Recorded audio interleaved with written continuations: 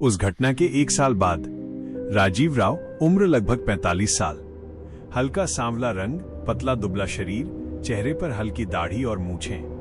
वो अपने लैपटॉप पर नजर गड़ाए बैठा था। तभी अचानक उत्साहित होकर चिल्लाया, मालती, जरा देखो तो ये घर कितना खूबसूरत है और इसकी कीमत भी कितनी कम है। इस कीमत में इतना सुंदर घर मिलना लगभग असंभव है और सबसे अच्छी बात ये हमारे बजट में भी है। मालती, जो रसोई में खाना बना रही थी, तुरंत बाहर आई। वो देखने में बेहद खूबसूरत थी।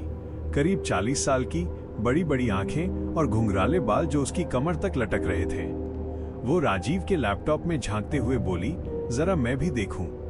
हाँ, सच में राजीव, ये घर तो बहुत ही सुंदर है। क्या कीमत है इसकी? राजीव मुस्कुराया। तुम यकीन नहीं करोगी मालती, इस घर की कीमत सिर्फ 10 लाख रुपए है। क्या? सिर्फ 10 लाख? मालती ने हैरानी से कहा।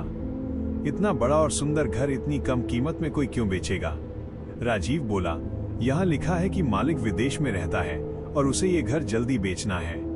लेन देन की सारी प्रक्रिया उसका वकील देखेगा। मालती ने खुश होते हुए कहा, तो फिर देर किस बात की? हमें तुरंत ये घर ले लेना चाहिए, वरना अगर किसी और को पता चल गया तो ये मौका हाथ से निकल जाएगा। राजीव ने सिर हिलाया। ठीक है मालती, मैं आज ही उसके वकील से मिलकर बात करता हूँ। कुछ दिनों बाद मारुति ऑल्टो कार मुन्नार से होते हुए कंथालूर की ओर बढ़ रही थी। कार चला रहे थे राजीव राव, बगल में बैठी थी मालती और पीछे की सीट पर उनके 3 बच्चे नीलिमा, राजू और आयुष बैठे थे। थोड़ी देर में कार एक खूबसूरत और आलीशान घर के सामने आकर रुकी। सभी कार से बाहर निकले और घर को देखकर सबकी आंखें फटी की फटी रह गईं। घर बाहर से जितना भव्य था, अंदर से उतना ही सुंदर और रहस्यमय भी। घर के अंदर नीलिमा सीढ़ियों की ओर बढ़ रही थी। अचानक उसे ऐसा महसूस हुआ जैसे कोई उसे पुकार रहा हो। उसके कानों में एक रहस्यमयी, धीमी लेकिन साफ आवाज गूंजी, आओ नीलिमा, तुम्हारा इस घर में स्वागत है। द विला ऑफ डार्कनेस का डर यहीं खत्म नहीं हुआ।